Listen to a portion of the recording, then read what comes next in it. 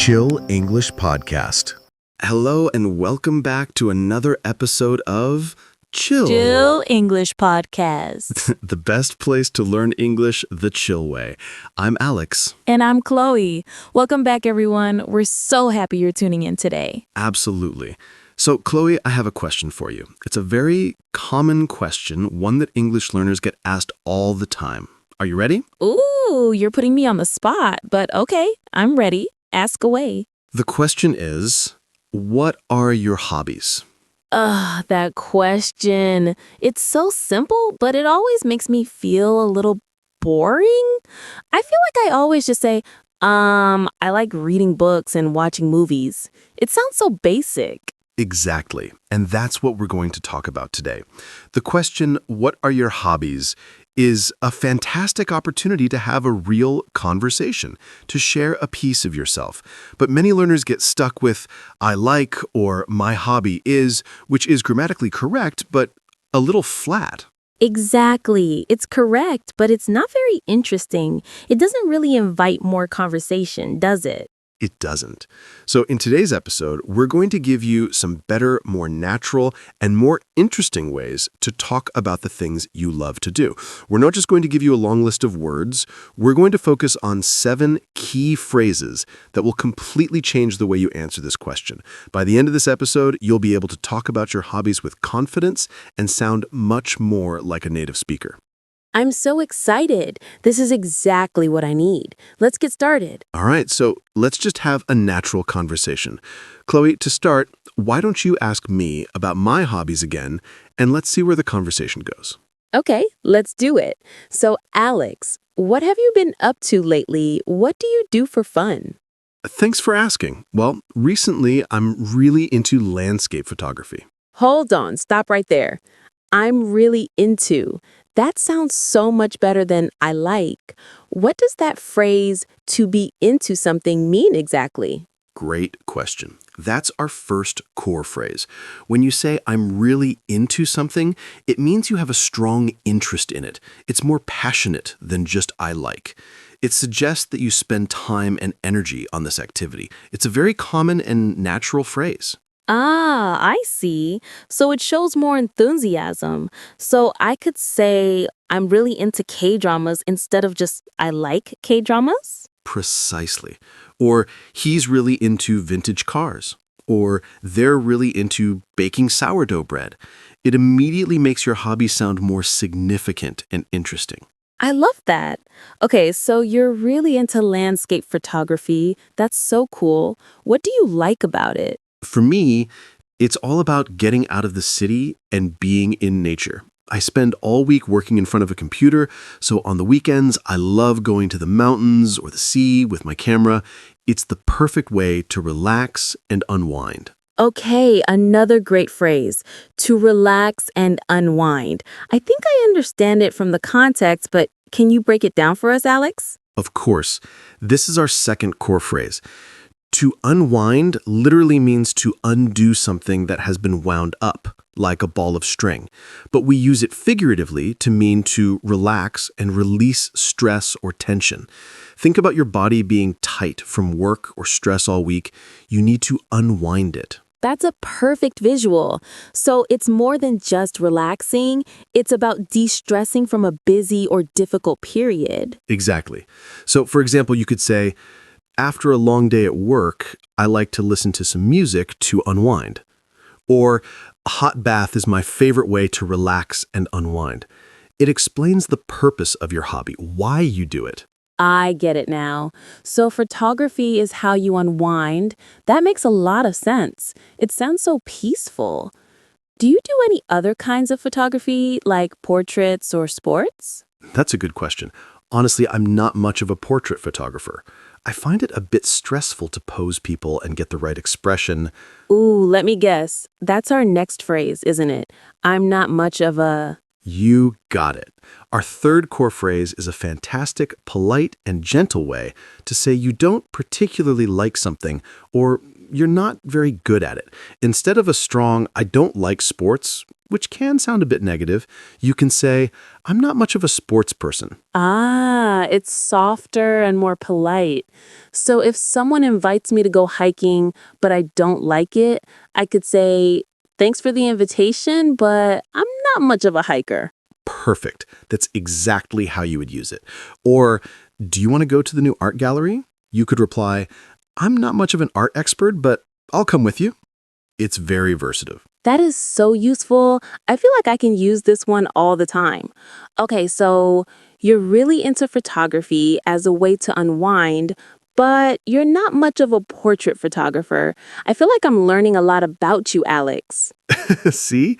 It makes the conversation much more dynamic. So, what about you, Chloe? Have you been doing anything new or interesting lately? Well, it's funny you ask. I recently decided to pick up a new hobby, actually. I've started learning how to play the ukulele. No way! A ukulele! That's awesome. And you just gave us our fourth core phrase, to pick up a new hobby. I did. I figured it means to start a new hobby, right? Exactly right. The phrasal verb to pick up in this context means to begin learning or doing something new. It sounds very natural. You can pick up a skill, pick up a language, or pick up a hobby. For example, I decided to pick up painting during the lockdown, or my dad picked up golf after he retired. It feels more active than just start. It's like you're actively choosing it and lifting it into your life. So, yes, I decided to pick up the ukulele because I wanted something creative to do. And how is it going? Is it difficult? It's challenging, but so much fun. For me, it's a great way to challenge my brain and learn something totally different. And the sound is so happy and cheerful. And there it is, our fifth core phrase. It's a great way to. This is a simple but powerful phrase. Can you tell us what it does, Chloe? I think so. It connects your hobby to a benefit or result.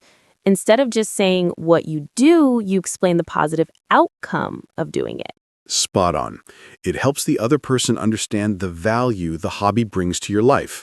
For instance, going to the gym is a great way to stay in shape.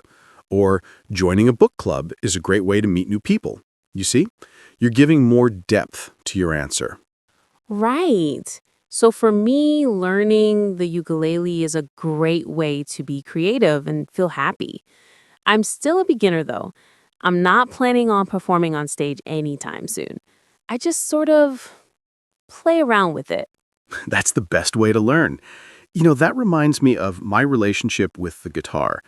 I'm not a serious player, but I dabble in it from time to time. Wait, I've never heard that word before. Dabble? D-A-B-B-L-E? What does it mean to dabble in something? This is a slightly more advanced but wonderful phrase, and it's our sixth core phrase. To dabble in something means to do an activity but not very seriously. You're not an expert, you don't do it all the time, but you have some experience and enjoy it casually. It's the perfect word for a hobby that isn't your main passion. Oh, I love that word. It sounds so playful. So I could say, I'm not a professional baker, but I dabble in making cookies. That is a perfect example. Or he dabbles in stock trading, but his main job is being a teacher. It shows you have an interest, but it's not a deep commitment. So, I dabble in guitar, but I'm really into photography. See the difference in intensity? Yes, a huge difference. That's brilliant. It's amazing how these simple phrases can add so many layers to a conversation. When I'm trying to learn a new song on my ukulele, an hour can feel like 5 minutes. I completely lose track of time. And that, Chloe, is our seventh and final core phrase for today. To lose track of time. It means you get so focused and absorbed in what you're doing that you don't notice time passing, right? Exactly. It's a beautiful way to describe being in a state of flow. It shows how much you truly enjoy an activity. You could say, when I'm gardening, I always lose track of time, and suddenly the sun is setting. I love that feeling. It's a sign that you're doing something you're truly passionate about. It happens to me when I'm editing videos too. I just lose track of time completely. It happens to me with my photography editing too.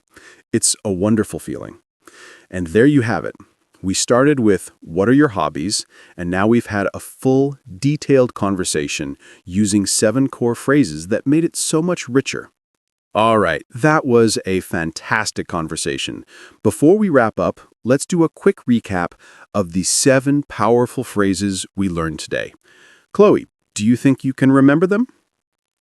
Let's see. Okay, the first one was to show strong interests, which was I'm really into. Perfect. And what about the phrase for de-stressing? That was to relax and unwind, my new favorite phrase for the end of a long week. Excellent.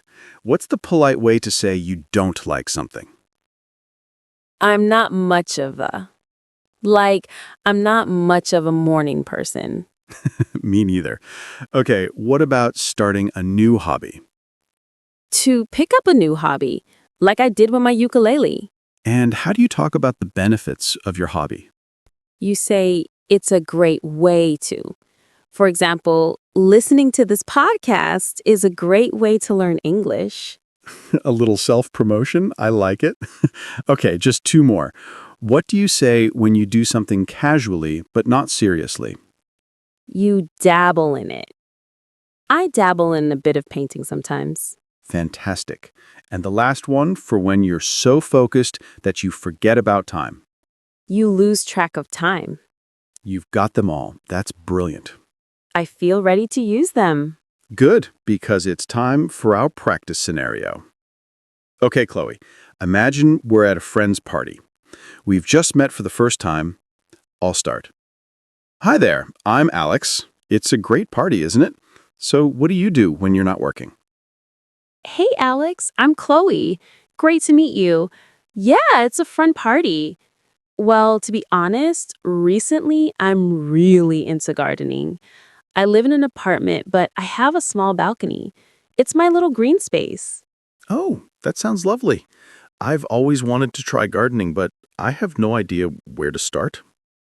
You should. I just decided to pick up a new hobby a few months ago, and it's been amazing. It's a great way to connect with nature, even in the city. When I'm out there watering my plants, I just completely lose track of time. I can imagine. It must be very peaceful. A good way to relax and unwind after a busy week, I bet. Exactly. What about you? Do you have any hobbies? Well, I dabble in a bit of cooking, but honestly, I'm not much of an outdoors person, so my hobbies are usually inside. I love watching old black and white films. That's so interesting. We should talk about movies later. And that's a scene. Chloe, that was perfect. You used almost all the phrases, and it sounded completely natural. Wow, it was so much easier than I thought. The conversation just flowed. And it can work for all of you listening too. All it takes is a little practice.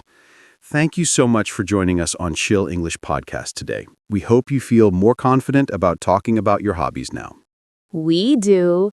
And now we have a call to action for you, our amazing listeners. It's your turn to practice. Go to the comments section of this episode on YouTube or our website and answer this question. What are you really into these days? Yes, please tell us. Try to use 1, 2, or even 3 of the phrases we learned today. Tell us what you do to unwind. Tell us about a hobby you recently picked up, or tell us something you dabble in. We will read every single comment. It's a great way to practice, and we would absolutely love to learn more about you. Don't forget to like this episode if you found it helpful, and subscribe to Chill English Podcast so you never miss a lesson. Until next time, keep learning, keep practicing, and keep it chill. Bye, everyone.